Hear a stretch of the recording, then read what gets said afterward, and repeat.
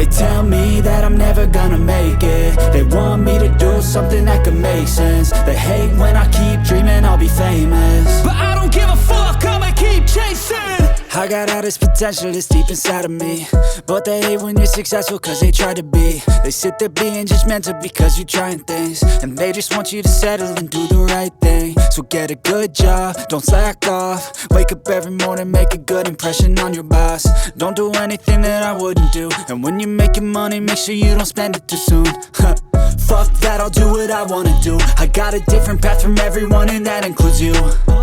Who are you to tell me how to live life? In these times it feels like nobody's right, yeah. So I'ma figure out what else we succeed, and then invest all of my time into that and proceed.